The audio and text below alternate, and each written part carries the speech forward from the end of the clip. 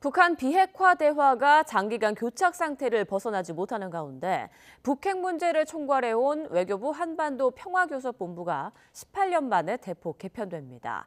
변화하는 환경에 맞춰서 북핵 문제를 더 큰 틀에서 전략적으로 다루는 동시에 정보 기능을 강화한다는 취지인데요. 북핵 협상 기능이 축소된 것 아니냐는 해석도 나오고 있습니다. 조수연 기자입니다. 남북한과 미국, 중국, 러시아, 일본이 참여했던 6자 회담.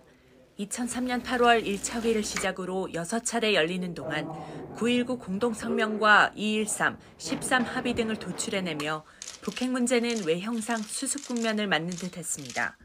하지만 2007년 9월 6차 회의를 마지막으로 회담이 중단된 뒤 북한은 합의 파기를 선언했고 김정은 정권 들어 핵무력 완성을 선언한 데 이어 급기야 동족을 향한 핵 사용까지 천명했습니다.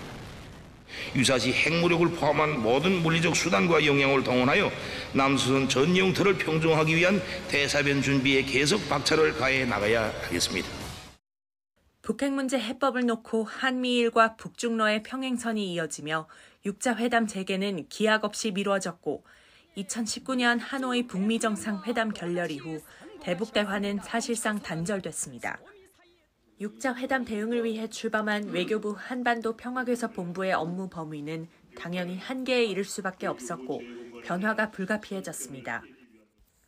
외교부는 조직 개편을 통해 18년 만에 한반도 평화교섭본부의 간판을 내리는 대신 외교전략정보본부로 확대 개편하기로 했습니다.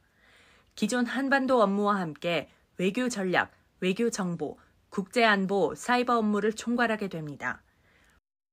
북한의 핵개발 능력을 차단하기 위한 자금줄 차단 노력, 거기에 관련된 사이버 관계, 관련되는 그런 여러 가지 분야가 굉장히 복합적으로 확대되고 있기 때문에 그것들을 아우르는 조직이 함께 들어와서 한반도 문제도 더 좀 포괄적으로 전략적으로 다루면서 앞서 지난해 기존의 교류협력국, 남북회담본부 등 4개 조직을 남북관계관리단으로 통폐합하면서 북한 정보 분석 기능을 강화한 통일부의 결정과 같은 맥락이라는 분석도 나오고 있습니다.